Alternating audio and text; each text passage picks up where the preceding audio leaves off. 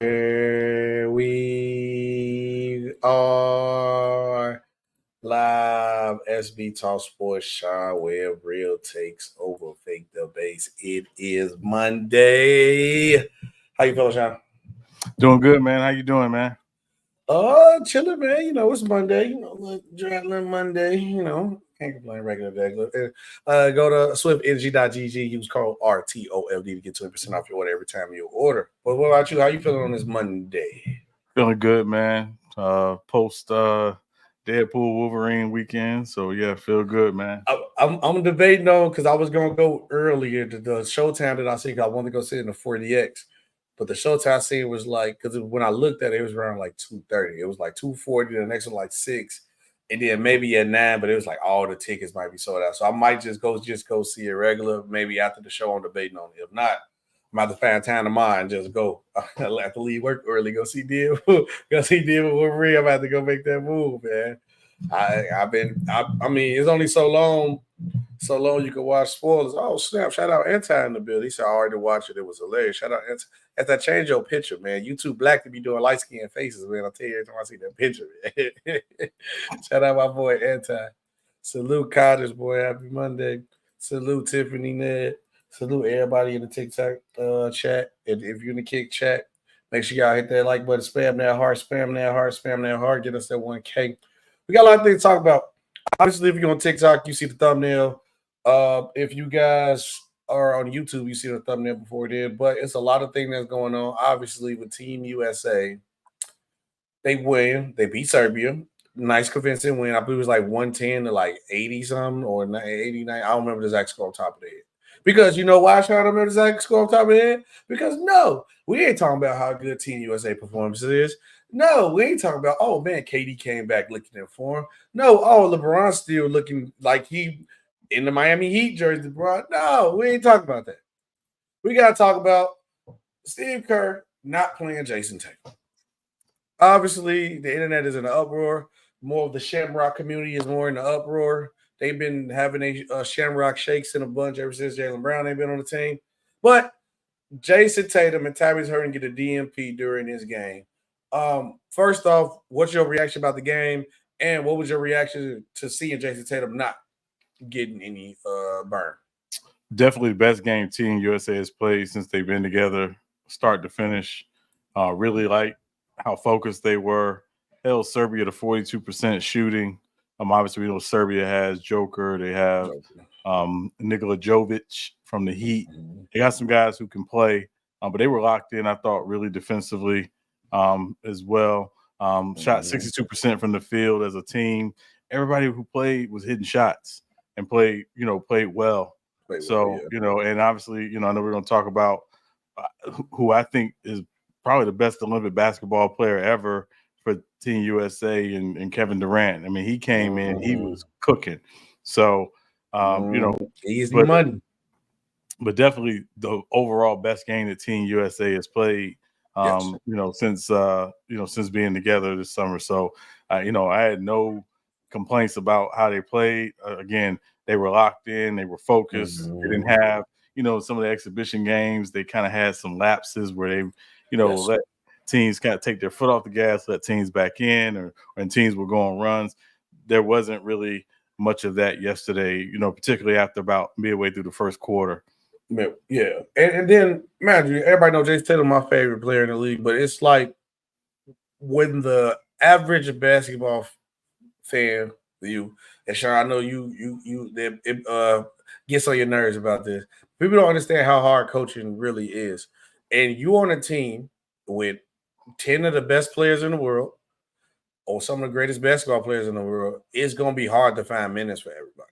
It's going to be hard. And then sometimes you got to roll with the hot lineup that's working. Like we're going to talk about KD a little bit more too. KD shot 100% from the field in the first half. And you know who also shot 100% from the field? LeBron James did too. It's hard for me to just look at it and be like, all right, man, Tatum, I'm going to stop KD and Bron from cooking. They in rhythm. You got to let them go. And then even also, which I didn't know, you told me before the show, that Steve Kerr addressed this to Tatum before. It might be hard to get him in. And so Tatum was cool. So it's like, why is the uproar such a thing? I mean, again, I think a lot of it is just Tatum coming off of the run they just went on, obviously winning a championship, blah, blah, blah. He is one of the best players in the world. I don't think anybody will dispute that. Top five for me. But at the end of the day, what I always like to tell people is, a lot of times in coaching meetings, when you're watching film and you're looking at, stats and you're looking at, scouting reports, and you say, hey, we think this matchup, we think this lineup, we think this will be a good, group to get on the floor together. That's the nature of coaching. And particularly in this situation, when you have essentially an embarrassment of riches, which again, we know Team USA is deep. This is a deep team, right? 1 through 11. So there's going to be nights where guys may play more minutes than others. Yes. To that coaching staff and Steve Kerr's credit, they went to Tatum before the game and basically said, hey, it's going to be hard. It's going to be hard to get you some minutes tonight because we got to get KD back in the rotation. Best I could tell, Tatum didn't complain. When you saw him on the bench, his body language wasn't sulking. He wasn't upset. He was cheering on, guys who were playing, everyone. And one thing about Jayson Tatum, he's a professional, and he's going to show up ready to play when his number is called, because that's who he is. So I wouldn't worry about it. But, everybody you remember, SB, you remember this movie in the mid-2000s that came out, Chicken Little? Yeah, Chicken Little, yeah.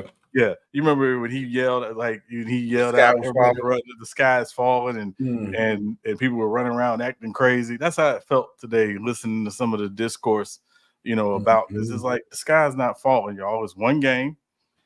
Tatum's okay. Team USA is okay. They're getting ready for South Sudan. Yeah, they're getting ready for South Sudan. They're moving on. So at the end of the day, man, it's and again, a lot of it. Keep in mind, it's not about what you do in the NBA, because all these guys who are on the team start for their teams in the NBA. So all-star players, besides maybe Derek White and Drew Holiday, but very valuable players, though, if anything. Yeah. So, yeah. No, see, my problem only came in with, like, okay, let's understand. I could understand it's hard to get certain people burned. it's hard to, maneuver around the team, and it's hard to get somebody out the game when they got a hot hand, especially when the hot hand is LeBron James and Kevin Durant, and mainly Kevin Durant, because one, you're trying to get Kevin Durant back in rhythm, which is a good game to do this against Serbia because you already blew them out before.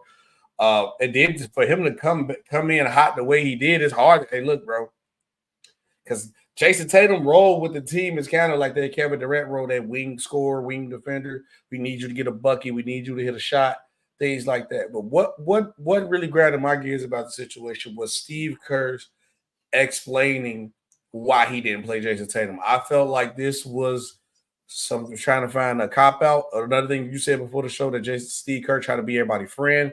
Bro, you are the coach of Team USA. You made a coaching decision, which worked in your favor. It'd be different if it didn't work in your favor. You made a coaching decision. It worked in your favor. Y'all won and the team played great. All you have to do is come to the podium and literally just say what you said. Hey, look, what you told Tatum. Hey, look, we got to get KD back in the rhythm. We probably gonna be hard to fit you in the minutes. We're gonna see what happens during the game, but I'm just giving you a heads up. That's all he had to say.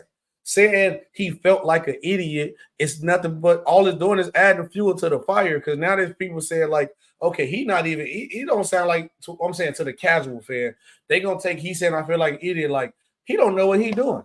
How you feel like an idiot? You made a coaching decision. No, stand by your decision that you made. You knew you set Tatum and Halliburton. Nobody talked about Halliburton. You set both of them for a reason, a part of the game plan. Stand on it, especially when your game plan worked. That's my only problem. Like Steve Kerr's making himself look bad. That's what I think. Yeah. You don't have to be self-depreciating, right? So people will, give you some grace. And I think that's what he was looking for when he said it. Or maybe it was just, just an emotional, how he felt in the moment. Like, you look down and you feel like, man, I really, how am I not getting this guy minutes? But again, it's 40 minutes. You have a very deep team. A deeper team than most. Again, the nature of the beast is, again, certain nights, some guys not going to play. Lineups are going to be very fluid. That is the nature of the Olympics. You go back and you look at previous Olympics, that's usually how the lineups were. Lineups were very fluid, particularly with a team this deep. So, and I went back and I looked at previous Olympics, and that's generally how it was. You had certain guys that, you knew, LeBron and LeBron more recently, LeBron's going to play, obviously KD's going to play. But there are some other guys where you're like, okay, we got to figure out how are we going to get them minutes? How are we going to get them, in the rotation on the floor? It's just the nature of the beast. At the end of the day, what matters is what's the final score and how did you play? USA played great. The final score was indicative of that. Let's move on. And I feel like that's all it should have been. But no. And then he doubled down. Because I was like, I don't know, Steve Kerr, dog. Hall of Fame coach. Not going to deny that. Warriors run, legendary. But he add more fuel to the fire, Sean, by saying Jayson Tatum will play against South Sudan. What's the point of saying this? Because now, what if you're in the same situation as you was in Serbia, where it's hard to get Jayson Tatum minutes? Because Serbia was just a tough game last game.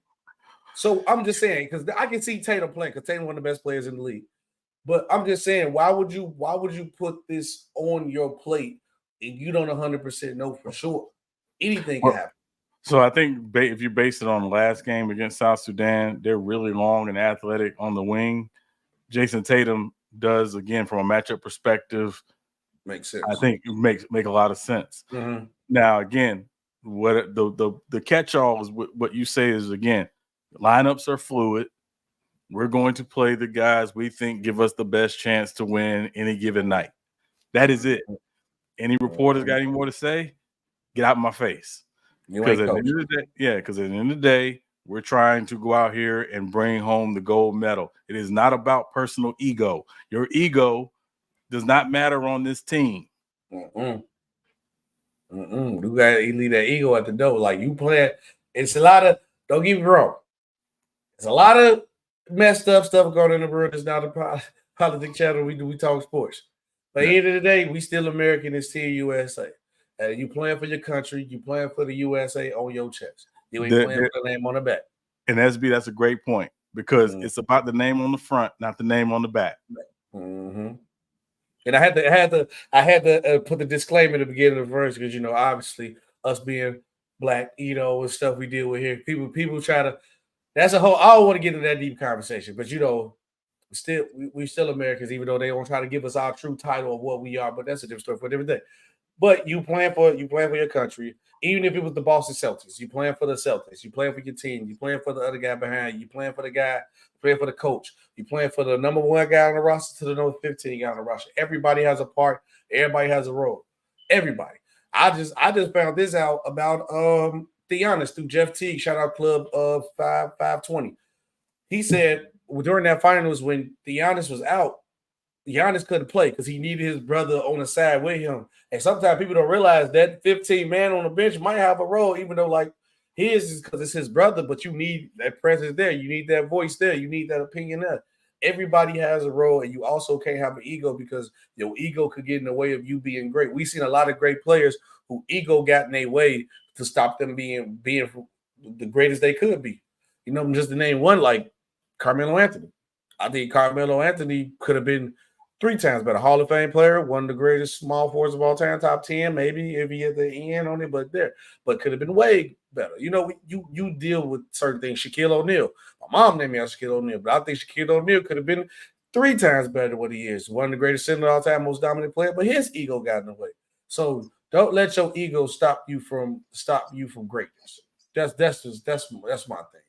But why I brought up the thing about why would he just guarantee saying that Tatum will play? Because the guy they brought back, Kevin Durant, off of injury, came in, Sean. It didn't miss a shot. Pulled the 3 first ever game. It got hot. What you gonna do? He go to South Sudan and do the same thing. No, I mean, gonna play Tatum at the end of the last minute of a quarter. So you be like, I need to play him.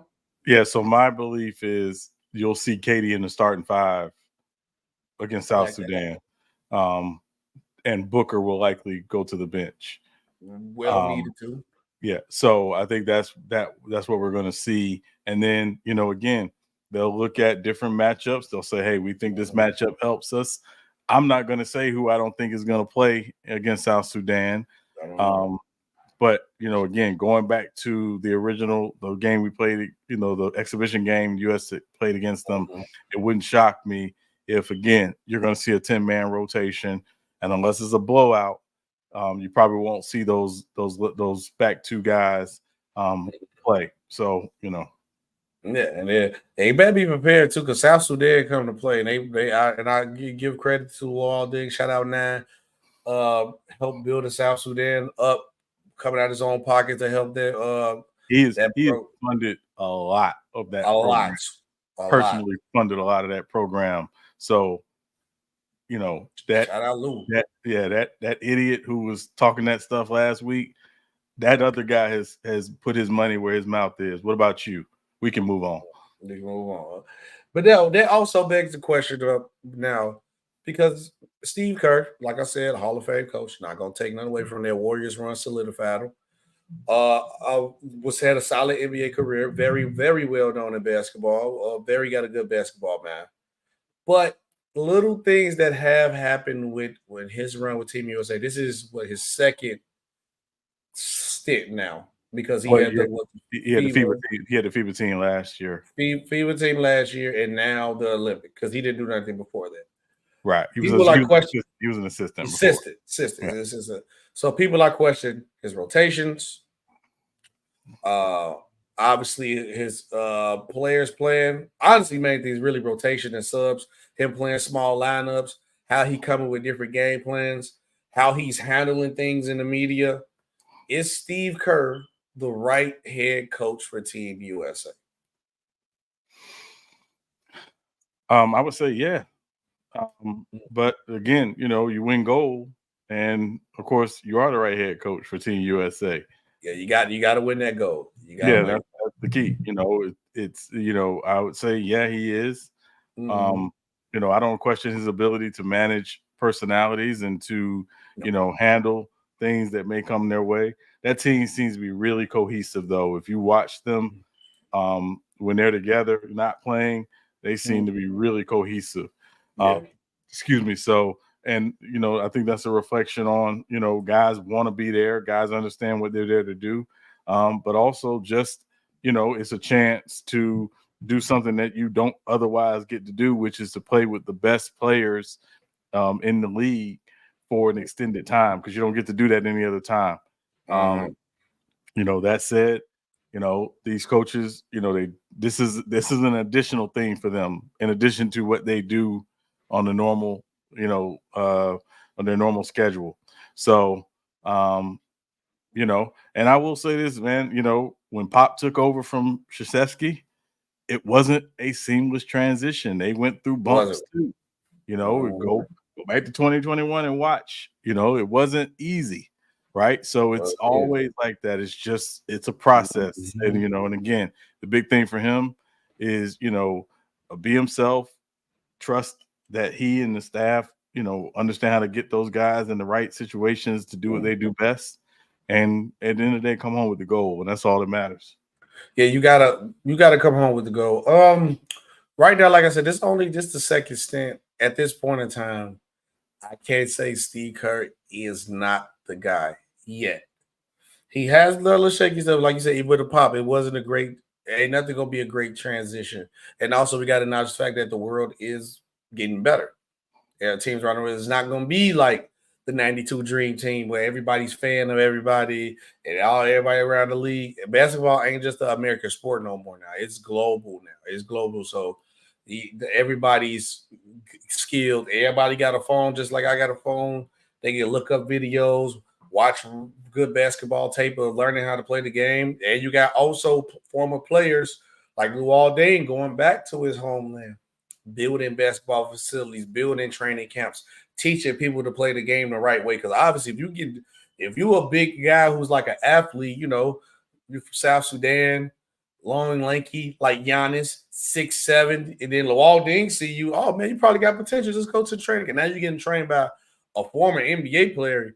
You're going to be great. You're going to, or at least got potential to be great. Like even with Joel Embiid, Joel Embiid, the high school couldn't walk in a straight line. Now he might be one of the most skilled centers of all time when it comes to basketball. So right now I can't. I'm gonna say I'm gonna still give Steve Kerr a chance because people don't realize how hard it is coaching, especially you coaching 10 of the best players in the league, 10 of the biggest egos in the league. But thank God they do got guys like LeBron, KD, Drew Holiday, guys with good leadership that can keep everything focused and keep the guys on track. So I think I still say Steve Kerr get a chance. Only time you don't need a job if you don't get gold. If you get gold, you will be fine. Because once you get that gold medal, all the things you did wrong don't exist no more. We don't remember it. We don't remember it at all. But let me know what you guys think. Is Steve Kerr the right head coach for Team USA? Comment. Let me know. Comment on the video. On to some more basketball news. The Phoenix Suns signed Tyus Jones to a 1-year, $3.3 million contract. Sean, I think this signing is probably a better sign. This probably was better than the Bradley Beal accusation. Get Bradley Beal, dog, because voila, y'all cry. Y'all need a point guard. Y'all want somebody to run the offense, somebody who's going to take care of the ball, somebody who can shoot. I ain't saying he's going to be the best defender, but who can run y'all offense, you got it. And I'm sorry, Sean, he better start. He got to start. I don't know who could figure it out. Obviously, they're going to be KD or Booker.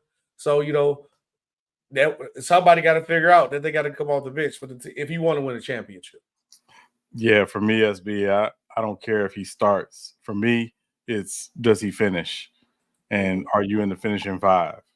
Because that's when having a point guard really matters, I think, especially is late in games. So, at the end of the day, that birthday touch. And also, you got to consider, they still have Royce O'Neal, they still have Grayson Allen. They're going to want somebody likely in their starting five who's a little more savvy on the perimeter defensively. Mm-hmm. And again, I would likely say that, but, we'll, play with different lineups, things like that. But ultimately, they're going to have to get stops to win if they're trying to win a championship, and that's going to be as important as having a point guard.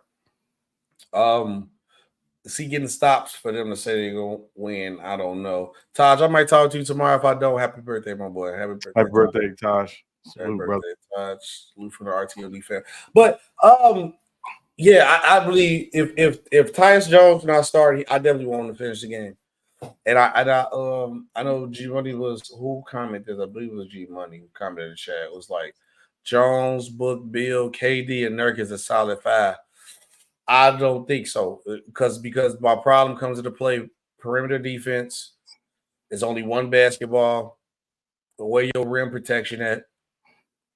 Where's the ball? Like, how are we moving? Is Bradley Beal gonna play out? Book gonna run off the screens with the ball? With KD, like somebody. It's only one basketball, so it's like it's too many question marks with this lineup right here. Only thing I'm not questioning is that KD go get busy and Jones can run the point. Everything else is up in the air. It's up in the air. Like you said, now, like Sean Webb, you need that O'Neal guy. You need the Grayson Allen. Somebody got to defend.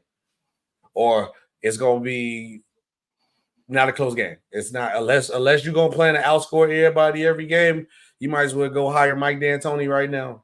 Don't even waste your time. Don't even waste your time trying to get nobody else. Trying to go get Mike D'Antoni. Just run up and down the court, try to outscore people. That's the best thing they can do. But let me know what you guys think about that, too. I had a point about the Team USA, but I literally just went blank, man, on it. I can't even remember it, but it's cool. If it come back to me, I'll bring it up. We got to go to the gridiron. Jordan Love, obviously, right before we ended the show on Friday, literally right after we ended the show, like the show end credit, we cut out. Ali, Shine, I'm going to let you see Monday. If something come up, let me know, hit me. As soon as I get up like this, I was like, Jordan Love, you could have waited. You could have did this an hour before, bro. You could have just did an hour before, but he didn't. So, but Jordan Love and the Packers agreed to a $220 million contract that makes him the highest paid quarterback in NFL history. Did the Packers overpay and pull the gun too early on Jordan Love? Imagine you only really got one full season of Jordan Love. Well, so the issue is, SB, he was going into his 5th year, so he had 1 year left on his contract. So they really didn't have a lot of time to waste, getting him paid. And as you and I discussed, if you look at the second half of last season, including the playoffs, he was the best quarterback in the NFL. He was. On the back end. Because, again, you saw he started – because I remember early in the season, I said, what's wrong with Jordan? I was like, listen, this is his first time as the full-time starter. He's got to get comfortable. Once he got comfortable, why is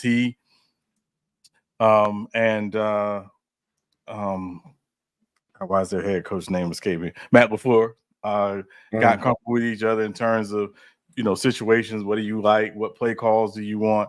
Things like that. You saw him really start to get, more comfortable. And so I believe, that's one of the reasons why he played so well going into the second half of last season and obviously in the playoffs. They expect him to continue to get better.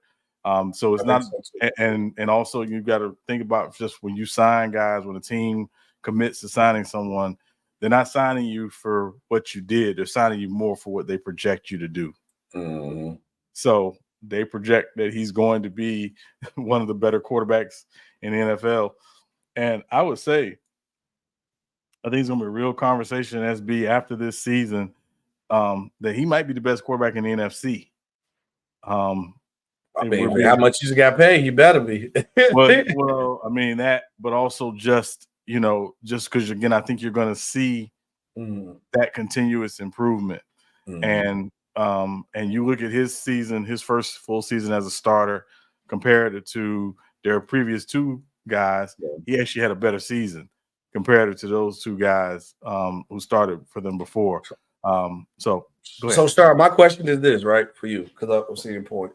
Do you believe, because you said you think maybe next year he could possibly be the best quarterback in the NFC? Yes. Do you actually believe that off his talent alone, or are you trusting the Green Bay Packers system or developing elite quarterbacks? Which one, if you had to pick one, obviously both going to play in a part, but so which one do you think is truly is the way you see him becoming? Is it going to be because of the Packers development system or just Jordan Love's actual talent? It's honestly, it's hard for me not to say both. Mm-hmm. Because again, like if you watched him when he was coming out of college, there were things he had to clean up mechanically, and things like that. So they developed him. They allowed him to develop and to grow, to take his lumps. Because again, we don't walk in and generally it's going to be perfect. No. And he's doing this, SB, as we've talked about, without a real dynamic number one wide receiver. He doesn't have a Justin Jefferson. He doesn't have a Tyreek Hill. He doesn't have a Stephon Diggs. So he's doing this as a great function of what they want, what Matt LaFleur wants to run offensively. And also, again, I think the addition of Josh Jacobs is only going to help that team be better and really stay balanced because, again, they want to do a lot of stuff off of different actions, a lot of run actions. So I think it's without question both. And again, I think the big thing for the Packers is not their offense, it's their defense. They got a new defensive coordinator that they got from college. They spent a lot of high draft capital on the defensive side of the ball. Can they become at least a top 15, close to the top 10 defense to complement the offense? That's what I'm gonna be looking for them this year. And that's a good point. And I don't know you because when you get a new defensive coordinator, it's always question marks in the air. You could have a solid job. You could come in and impact the defense right away and turn that defense around like that. Or within 2 weeks, you could lose the locker room and it could be worse. So you never know with a new defensive coordinator. I don't care how. And I know some people be like, yeah, it really just depends on whom. It kind of does depend on person, but it also depends on your personnel. But also, if no matter how good you is, and what I learned from seeing on football, if you lose the locker room, you're done. Now, if you were at a position of leadership, that's obviously the coordinators, the coaches, and quarterbacks, and them guys that you go into war with don't trust you or don't rock with you, you will have a hard time. It would be hard for you to do your job correctly. But for me, on topic of the Jordan Love, I mean, you have to pay him. Obviously, one thing I hate about the NFL, you get paid off position, not performance. But actually, Jordan Love actually kind of had a case for both. How he ended last year, he knew that this was his opportunity to show his skills, and he's finally the guy. Aaron Rodgers gone, show why they believed in you, and he did his job, and nobody can deny that. Jordan Love did his job, and how he ended the season, I can possibly see him being one of the best quarterbacks in the NFC, if not the best quarterback in the NFC. I know Chicago. Well, I'm from there. People in Chicago don't want to see that, but you gotta look at the reality of the fact. the boy was balling. The boy was balling. So well-deserved contract for sure. I'm not shocked. I mean, I'm shocked that he's the highest paid quarterback in the NFL right now. Today. But I'm shocked they gave him the highest. But I knew he was going to get a nice bag, but I didn't expect this much. I mean, you know what it is, and again, it comes down to SB. Yesterday's price when somebody gets paid is not today's price. So the happiest people in the world right now are Dak Prescott and Brock Purdy, because they're next up, and presumably, Dak could get his this year, or he could wait until after the season. But Brock Purdy, after this season, he's next up. So we could see these quarterback contracts, start to go into the $60 million a year range with those two guys. So that's ridiculous. And it's funny that you say that, that who was happy, because Jordan Love was happy with, and I want to bring back up this story because we got another story behind that's going to form everything together. Because Jordan Love was happy when he seen Tua get his contract, because Tua got a 4-year, $212. Jordan Love say, I know I'm better than him, so I need to get more than him. So the Packers say, okay, get $220. So now the code comes a bidding war. So now Jordan Love, Tua get $212, Jordan Love get $220. So what is Brock gonna get $225, $230? Is Dak Prescott? I don't think he gonna get, because the Cowboys don't want to pay. But I'll just say, what Dak gonna call and say? Dak gonna say, I'm better than Jordan Love. I mean, I might disagree, but that gonna come to the table and say, "Hey, I'm better than him. He only had really one good year. I gave y'all multiple good years." I know we don't. Obviously, a lot of us don't like the Cowboys, but decade trash like that. Trash. I like giving Cowboys fans crap, but decade that trash. That gonna come to the table and be like, "Hey, I'm better than Jordan Love. I've been solidified this for this X amount of years. I need 230." And that's how we're gonna go with the position battle. So whose goal? Obviously, Jordan Love just broke the market. But for you, Sean, which one of these guys go set and change the market up? If you had to pick anyone coming up, guy, I can tell you my answer after you tell me yours. Who you think the one quarterback that's gonna go to that 60 threshold and just change the market to a whole different level? You have to pick a quarterback. Dak. Think that? Honestly, I think once CJ Stroud's rookie contract up, I think we might see 4 years, 3. I don't think it's gonna be that high because close to it though. I mean, because you think about it as like the last few guys who've gotten paid over the last few years, over the last couple of years, they just crossed into the 50 million range. CJ Stroud will be extension eligible after next season. It's not going to jump from 50 to 75 that quickly. He's going to be in that $60 million a season range more than likely, depending on when he does his extension. I would guess, unless something crazy happens, the Texans would want to extend him after his 3rd season. Yeah, but but I think Dak is definitely the guy who will be the person who really resets the market. I've seen projections on Purdy where there's projection that Purdy will be in that $300 million range, 5 years, $300 million range as well. But it's just because of where the market is going. And again, this is what the league said. We value this position more than anything. And so the problem is this though, Sean, because when you pay a quarterback this much money, obviously when you pay a quarterback X amount of dollars, you take up a lot of the team's salary cap. And when you do that, you ain't gonna have all these good pieces around you. And I also think teams need to start trying to look into that. I know it's hard to just lose a quarterback, but hey, I don't think he was good. Brock Purdy, I don't know if you're gonna be as good without Ayuk, Kittle, Christian McCaffrey, and Debo Samuels next to you. If I give you this $60 million a year contract, I'm gonna lose like 3 of them, so it's only gonna be George Kittle and Christian McCaffrey. Can you still do the same thing? I can't 100% guarantee that. But then that begs the question to the one guy who can and has shown that he can win and still elevate his game with whatever is around him. With all these different quarterbacks getting these lucrative contracts and lucrative extensions, the real question comes to mind is Patrick Mahomes underpaid, right? And I want your opinion on it, but I'm gonna tell you what Patrick Mahomes said about this to himself. He was talking to Jared Bell of USA Today, and he asked him, do he feel underpaid with all the quarterbacks getting no deal? He said, not necessarily. He said, I think we do a great job, what you're talking about, the chief organization. I think we do a great job of managing my money, or I guess that's his team, to be able to pay me a lot of money and keep a good team around me. I'm sorry, that is the chief organization. I know we've kind of reconstructed it at a couple of times and got cash flow up to certain spots in certain years. It's about having good dialogue, good communication with the front office, with the ownership. We've done that here. And as we be able to allow me to be able to have highly paid guys, allow me to be a highly paid guy while building a great team around me. So Mahomes say, I'm cool. We dialogue perfectly. We communicate.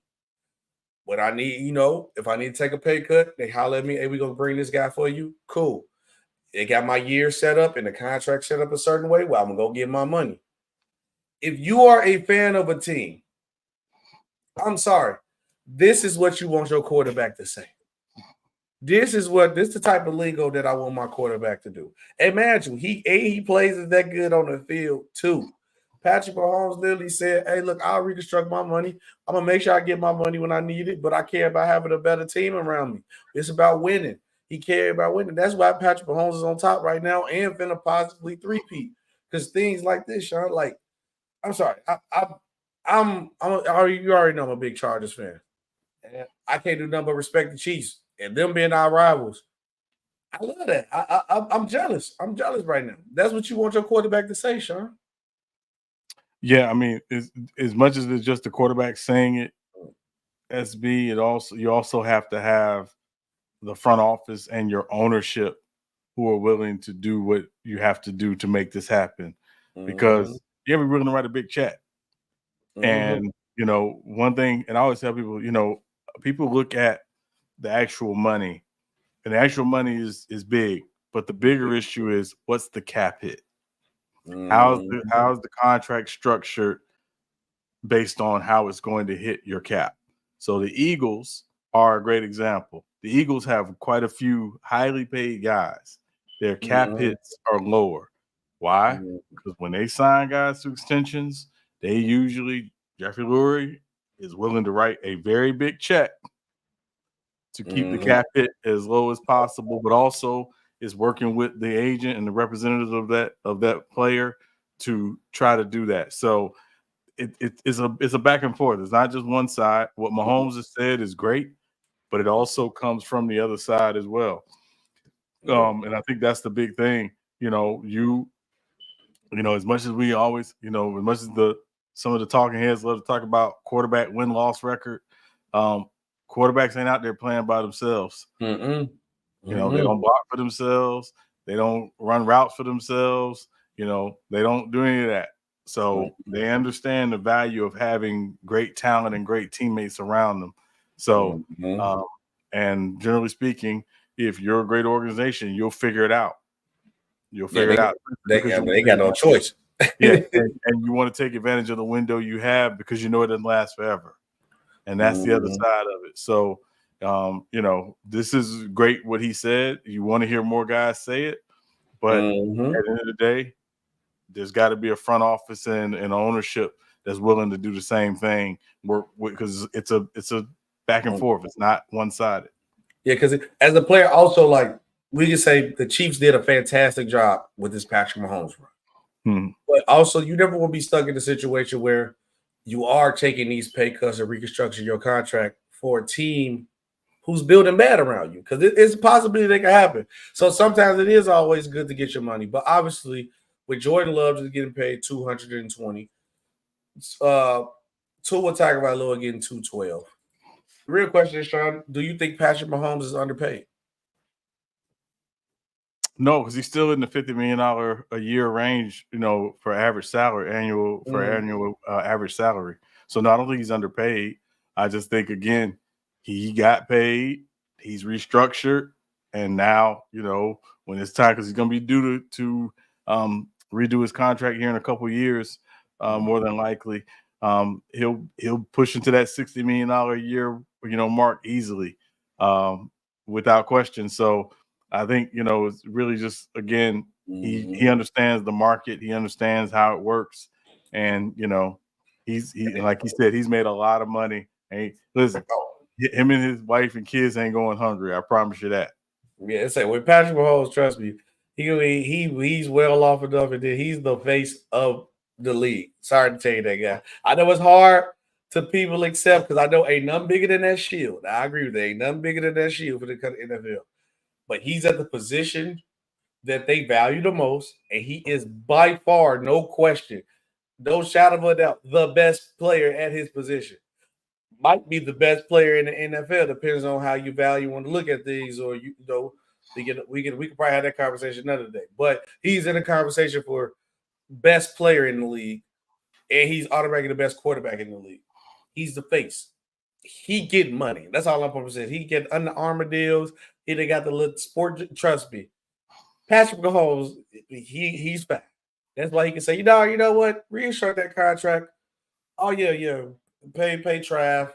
Go ahead, pay Why his name drawing a blank on the D-line? The D-line, the goated. Craig Oh, Jones. Chris Jones. Yeah. Pay my boy Chris Jones. If we go ahead and get it. Oh, damn, we lost Tyreek Hill.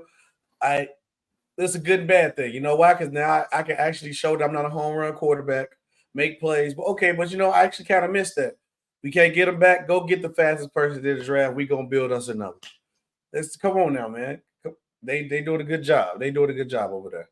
On to the next one. Houston Texans defensive lineman Danico Autry has been suspended 6 games for violating the league's drug policy.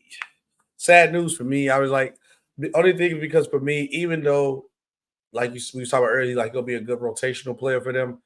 This is the team on the up and up with a young quarterback. We don't need no distractions. The Texans ain't been like this like, okay, we might actually could do something since JJ Andre Johnson had a jersey on with Deshaun Watson. When Deshaun Watson was killing. So I just need he got to come in. Don't be no distraction. Keep your head down. Lock in on the 6 games and then just keep it straightforward. But what was your reaction to hearing this news? Yeah, I mean, obviously it stinks because again, he is going to be more than like a rotational guy for them. But they're very deep. At the defensive end, they have obviously Will Anderson and Daniil Hunter as their presumed starters. You have Derek Barnett, who they got last year, picked up off of waivers last year, who came in and gave them some good production when he joined them. He'll be in the rotation. They have Mario Edwards, who's a veteran guy. They have Jerry Hughes, who's a veteran guy. So they'll be okay. They are, and again, their big thing, SB is like you said, they expect to be a team very much in the conversation to have a chance to represent the AFC in the Super Bowl along with Kansas City and obviously Baltimore. So they, you hate it happens, but it happens and you got to move on. Yeah, you better watch out for them Texas move over. Okay, well, this won't move over, but you got to watch out for them Texas though. One more story, Sean. Though, one more story. Obviously, you see the Discord. Follow the Discord. Join the Real Takes on Faith Debate Discord. We'll get that back active, but also we got our own Discord where we the boys be in. NCAA been out, so you already know. Sean that heard us in there playing NCAA going crazy. But obviously, college football is out, but Madden football out. And then around Madden time, they dropped the ratings.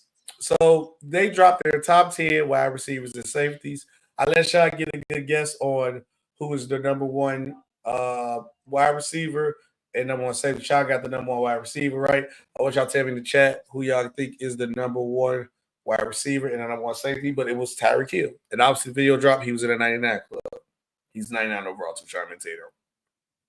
Safety, Sean didn't get it right. It was Jesse Bates of the Atlanta Falcons, which is still a good solid pick. But so we're going to go through this list. Okay, Sean, we're going to do the wide receivers first. I'll give you another chance to guess if I pull it up. If Tyreek Hill, number one, who you got at number 2? Oh, it's got to be Jay Jettis. Okay, and then what you think Jay Jettis rating is? Tyreek Hill or 99? I'm going to say 98. You hit it right on the money. Right on the money. 98 overall. This is so we got Tyreek Hill at a 99. And obviously they graded it too on the side. CBS Sports graded it. They said Tyreek Hill was just right. They said Justin Jefferson is too low. They believe Justin Jefferson should still stay at 99. Jefferson 99 last year. It's coming off the injury. I think that's why they bumped him down a little bit. Bumped him up, yeah. And then we got CD Lamb, number 3. You agree with that? Third best receiver, 96. Yeah. AJ Brown at 4, 95. I think AJ Brown's a top 5 receiver. I would agree with that. I agree with that. And then the newcomer, Amon St. Brown, at a 95. And he's higher than Devontae Adams.